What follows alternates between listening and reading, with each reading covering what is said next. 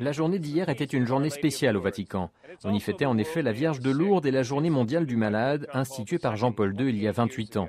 Notre rubrique Chronique au Vatican porte aujourd'hui sur la pastorale de la santé et sur le fait qu'elle soit devenue une priorité mondiale. I'm John Thavis, Catholic News Service Rome Bureau Chief. And I'm Cindy Wooden, CNS Rome correspondent. Hier, les reliques de Sainte Bernadette de Lourdes, celle qui, il y a 150 ans, fut témoin des apparitions de Marie dans un petit village du sud de la France, ont été portées en procession dans la basilique Saint-Pierre. Lourdes est connue dans le monde entier pour ses guérisons miraculeuses. Dans son message pour la Journée mondiale du malade, Benoît XVI, qui a visité Lourdes il y a 2 ans, écrit que l'Église devrait redoubler d'efforts pour apporter réconfort et soulagement partout où il y en a besoin. The Pope said the Church should increase its efforts to bring healing wherever it's needed.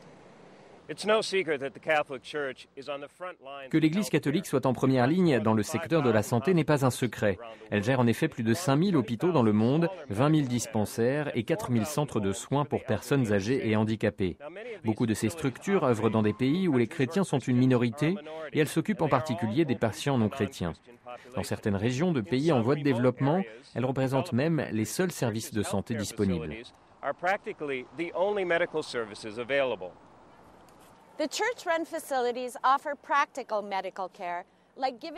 Les structures gérées par l'Église fournissent des services comme les vaccinations, les tests pour dépister une maladie.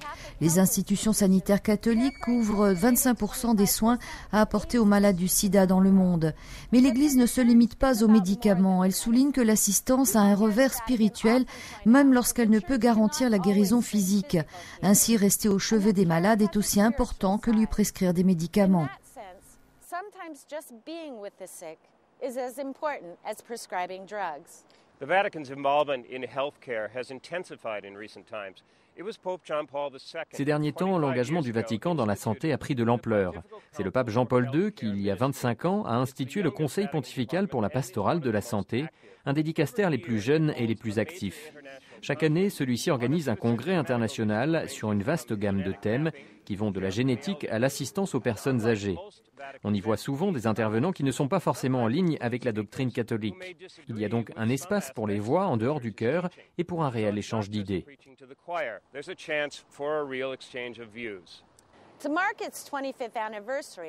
Pour célébrer son 25e anniversaire, le Conseil pontifical a réuni cette semaine des experts du monde entier dans un congrès sur la compréhension de la douleur, de la souffrance, selon ses divers aspects d'un point de vue culturel et religieux, à travers le vécu de divers patients et agents sanitaires. Pour l'Église catholique, l'euthanasie, pratique qu'elle juge immorale, est souvent justifiée comme une manière pour soulager de la souffrance. Which of course is seen as immoral by the Church. L'Église fait la distinction entre l'assistance médicale de base qui doit être garantie à tous et les patients et les soins extraordinaires qui ne sont pas obligatoires et peuvent être rejetés quand ils sont source de souffrance et qu'il n'y a plus d'espérance de guérison. L'Église enseigne que la douleur doit être acceptée comme faisant partie de la vie et qu'ajoutée à la souffrance du Christ, elle représente un don spirituel. Mais l'Église ne se limite pas à demander aux malades terminaux de tout donner à Dieu. Ces dernières années, le Vatican a pris fortement position pour les hospices et les soins palliatifs, y compris toutes les thérapies contre la douleur.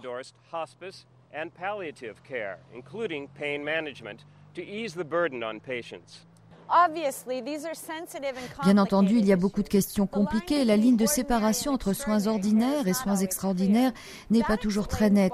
C'est pourquoi au Vatican se sont réunis plus de 600 experts du monde médical qui tentent de réconcilier les possibilités de la technologie médicale et les exigences de l'éthique. I'm Cindy Wooden. And I'm John Thavis, Catholic News Service.